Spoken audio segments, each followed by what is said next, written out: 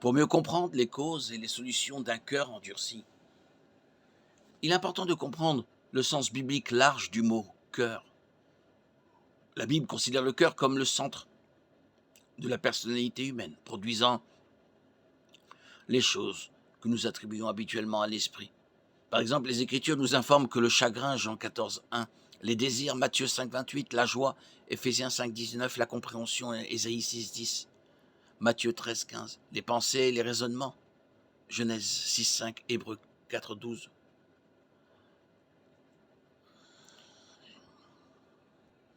Et plus important encore, la foi et la croyance, Hébreux 3, 12, Romains 10, 10, Marc 11, 23, sont tous des produits du cœur. De plus, Jésus nous dit que le cœur est un dépositaire du bien et du mal, et que ce qui sort de notre bouche, bon ou mauvais, commence dans le cœur. Luc 6, 43, 45. En considérant cela, il est facile de voir comment un cœur endurci peut affaiblir la capacité d'une personne à percevoir et à comprendre. Le cœur de n'importe qui peut s'endurcir, même celui d'un chrétien fidèle. En fait, dans Marc 8, 17, 19, nous voyons les disciples de Jésus souffrir de cette maladie. Les disciples étaient préoccupés par leur maigre réserve de pain. Et il était clair que chacun d'eux avait oublié que Jésus venait de nourrir des milliers de personnes avec seulement quelques pains.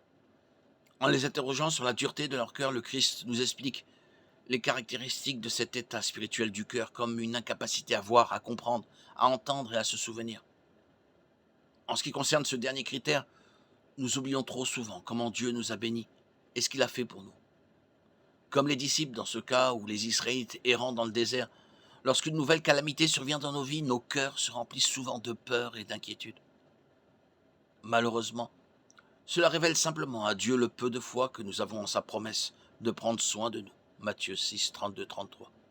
Philippiens 4, 19.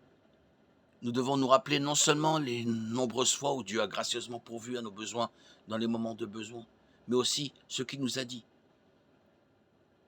Je ne te délaisserai point, je ne t'abandonnerai point. Deutéronome 3, 16, Hébreux 13, 5.